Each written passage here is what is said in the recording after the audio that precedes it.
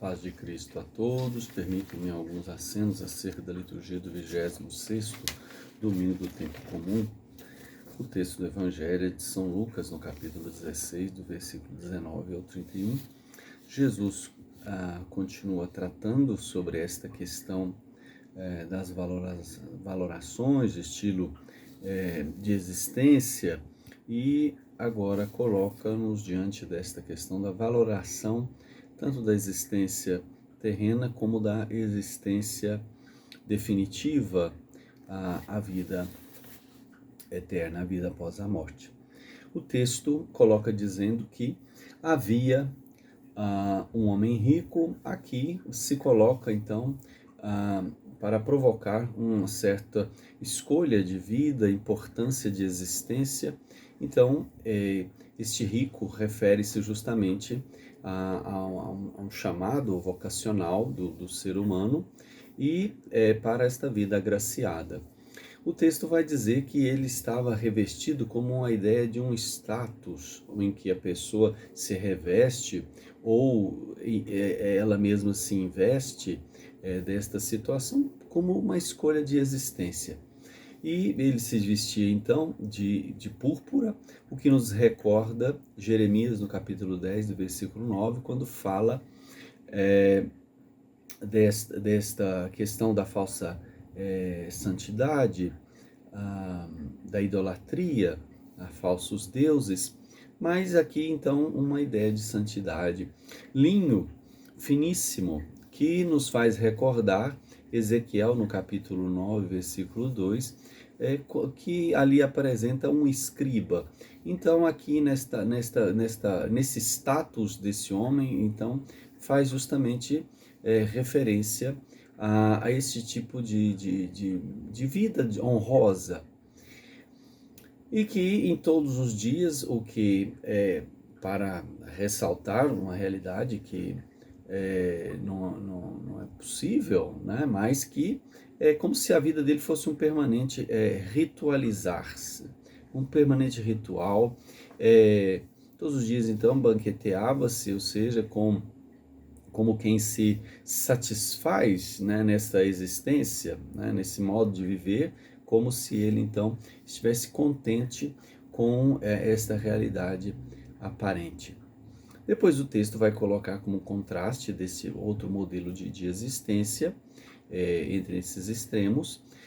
Ali havia então um pitokos, havia um pobre, ou seja, uma pessoa carente. O rico não foi nomeado, para nos dar a ideia justamente de uma realidade caricata, mas o pobre ele recebe esse nome, né, do hebraico Eleazar, que significa Deus é ajuda, Deus é aquele que é o auxílio, e diz que ele estava todo coberto de chagas, como quem é vestido de sofrimentos. Aqui então vai se dando esse paralelo com o homem rico, que estava deitado à porta do rico, no sentido de quem estava, voltou-se, né, diretamente, com muita consciência, ele colocou-se ali naquele local de passagem.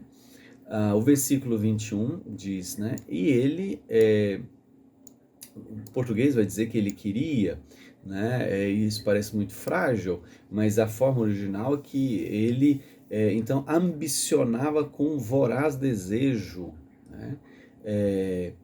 De importância, saciar-se com aquilo, né, que poderia então cair ali. Então se diz migalhas que caíam, então, mas na expressão grega é como se fossem farelos que voariam da mesa, ou seja, da banca desse rico.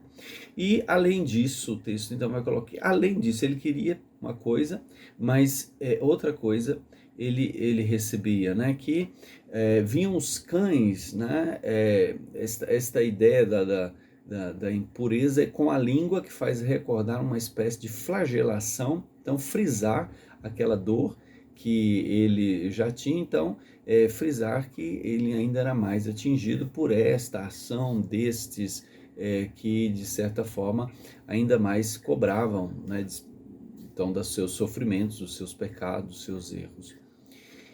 O texto aqui, então, já nos poderíamos dizer em que tipo de vida escolher. Tá? O texto no versículo 22 vai dizer, né, de que aconteceu que morreu, né? Então a conclusão existencial, ele vai à morte, e o primeiro a dizer que morreu foi o mendigo. Uma ideia de que os sofrimentos, então, dele, né, teria acabado, então um alívio.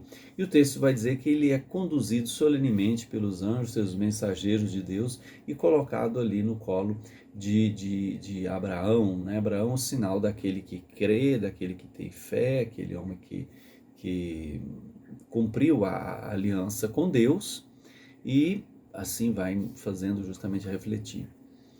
E o texto diz secamente que morreu também o rico, como um corte abrupto, né? Foi a morte, como cumpriu um rito fúnebre, né? Como se isso acabou, né? Então acabou aquela vida boa, tudo aquilo, né? Como se uma morte então ausente. E no versículo 23, então será que acabou tudo, né?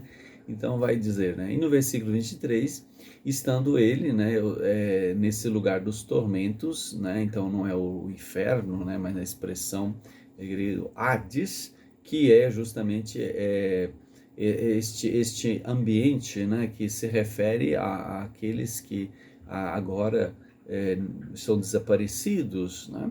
E no meio dos tormentos, para dizer de duras torturas, ele ergue como quem procura e vê que, né, então não terminou, ao longe distingue, né, constata ali Abraão, que é o símbolo da fé, e vê Lázaro no colo, né, num sinal de distinção desta realidade. Ele então, versículo 24, faz um forte apelo, chamando Abraão de pai, como aquele que é fiel à aliança, ele é fiel à aliança com Deus, ele chama, né, a fidelidade com Deus. Eleison, que significa justamente esta compaixão que dói por dentro, e ele pede, né, a Abraão que mande Lázaro, ou seja, ele faz agora um reconhecimento de que Lázaro é portador da esperança, que molhe a ponta do dedo, ou seja, como se fosse um leve toque na água, como símbolo da graça, e possa refrescar a língua dele, e aqui então como quem coloca essa situação aqui, então a língua antes dos cães que tocavam Lázaro, né, que se torna um símbolo nessa exposição dele, né, em que as flagelações anteriores de Lázaro, elas ainda são sinal de graça, né, perante o sofrimento dele. Diz que sofre muito. Abraão vai dizer, né, chama ele de filho, então uma coisa perigosa, né? Lá estão os filhos da promessa de Deus, estão no Hades, né, nesse sofrimento, e Abraão vai dizer para ele, né, como se dissesse, né, traz a sua consciência, porque você fez para você, a expressão é agatas, né, ou seja, a razão das coisas como as mais amadas, as mais queridas, né, como sentido da sua existência. Então você fez isso como sentido da sua vida, né? Como gente que faz somente das coisas materiais o sentido da sua existência.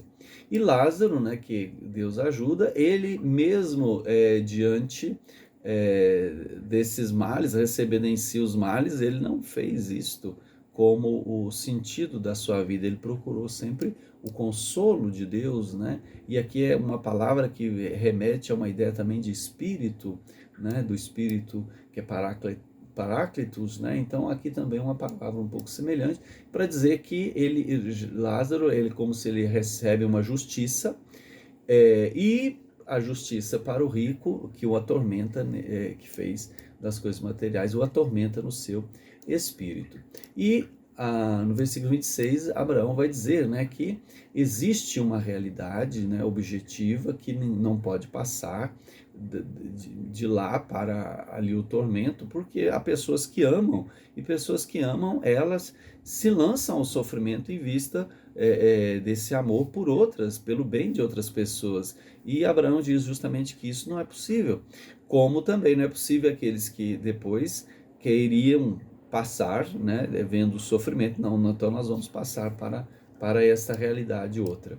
O rico então, vai insistir, né, então, já que não dá para aqui, né, então que Lázaro, como esse portador da esperança, ele possa ir, né, à casa de meu pai, porque ele diz que tem os 5 irmãos, ou seja, os irmãos são aqueles que são semelhantes, né, para como se fosse uma testemunha para eles. Então, alguém voltar dos mortos, né, mas aqui coloque para mim que ninguém vai ao céu por medo, né, do inferno. Abraão vai dizer, né, confronta isto, né, como eles lá têm o quê? Tem Moisés, tem a lei, ou seja, eles têm a lei, eles têm os profetas, então que eles avaliem, né, reflitam isso, e nós somos chamados também a pensar nisso, né, e nós nos preocupamos com a salvação dos nossos semelhantes.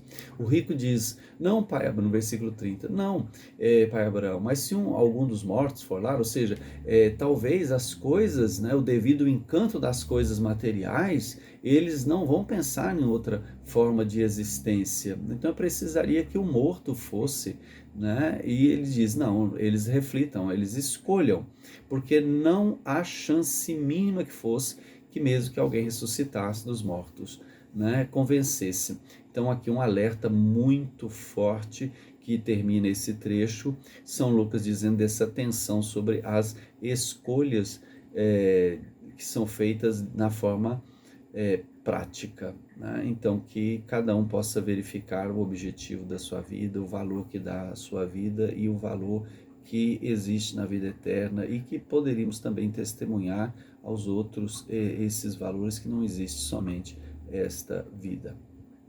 Bom início de vida eterna.